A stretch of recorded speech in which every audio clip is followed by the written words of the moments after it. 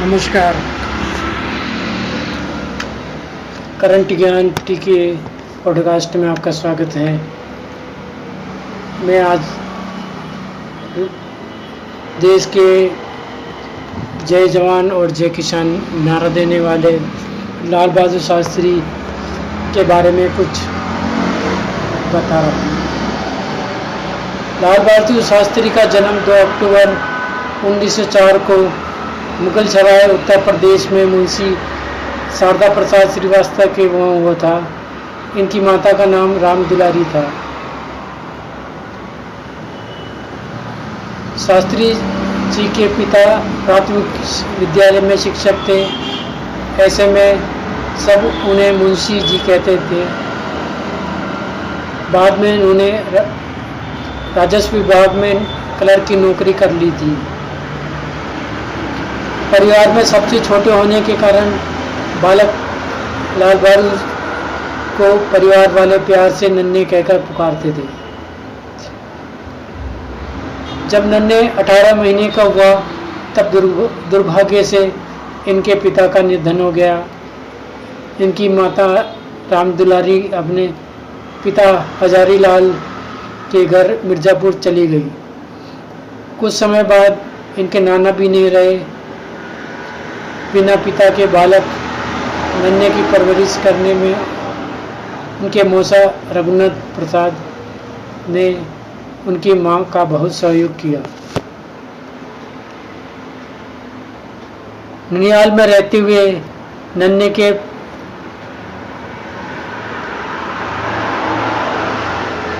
प्राथमिक शिक्षा ग्रहण की। इसके बाद की शिक्षा हरिश्चंद्र हाई स्कूल और काशी विद्यापीठ में हुई। काशी विद्यापीठ में शिक्षा शास्त्री जी की उपाधि मिलते ही शास्त्री जी ने अपने नाम के साथ जन्म से चला आ रहा जाति सूचक शब्द श्रीवास्तव हमेशा के लिए हटा दिया और अपने नाम के आगे शास्त्री लगा लिया।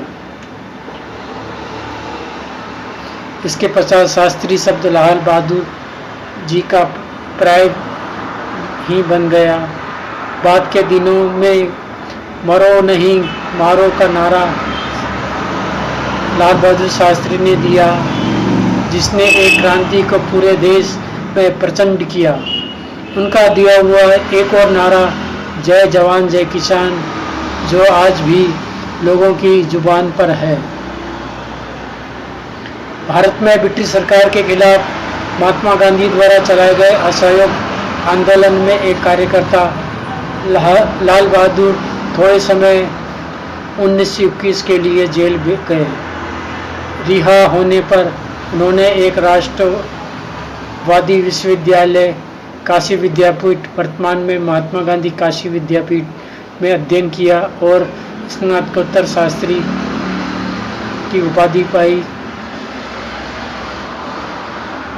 संस्कृत भाषा में स्नातक स्तर की विद्या प्राप्त करने के बाद वे भारत सेवक संघ से जुड़ गए। देश सेवा का व्रत लेते हुए वहीं से अपने राजनीतिक जीवन की शुरुआत की।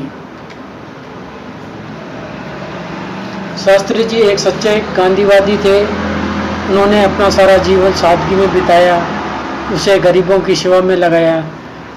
भारतीय संविधान संग्राम के सभी महत्वपूर्ण कार्यक्रम व आंदोलन में इनकी सक्रिय भागीदारी रही और इसके परिणाम उन्हें कई बार जेलों में रहना पड़ा। स्वाधीनता संग्राम के जिन आंदोलनों में इनकी महत्वपूर्ण भूमिका रही, उसमें 1921 का असहयोग आंदोलन, 1930 का दांडी मार्च यात्रा और 1942 का भारत छोड़ो आंदोलन उल्लेखनीय है।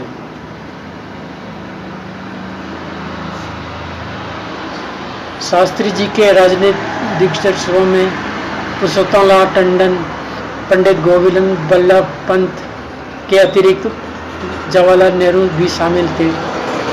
सबसे पहले 1929 में इलाहाबाद आने के बाद उन्होंने टंडन जी के साथ भारत सेवक समाज संघ के इलाहाबाद इकाई के सचिव के रूप में कार्य करना शुरू किया। इलाहाबाद में रहते हुए नेहरू जी के साथ निकटता बढ़ी। इसके बाद तो शास्त्री जी का कद निरंतर बढ़ता ही चला गया। एक के बाद एक सफलता सीढ़ियां चढ़ते हुए वे नेहरू जी के मंत्रिमंडल में गृह मंत्री के प्रमुख पद पर पहुंचे। 1961 में गृह मंत्री के प्रभावशाली पद पर नियुक्ति के बाद उन्हें एक कुशल अध्यक्ष के रूप में प्रतिष्ठा मिली। ट्रांसफर हो जाती है क्या? 3 साल बाद जवाहरलाल नेहरू ने बीमार पड़ने पर उन्होंने बिना किसी विभाग का मंत्री नियुक्त किया गया और नेहरू की मृत्यु के बाद 1964 में वह भारत के प्रधानमंत्री बने।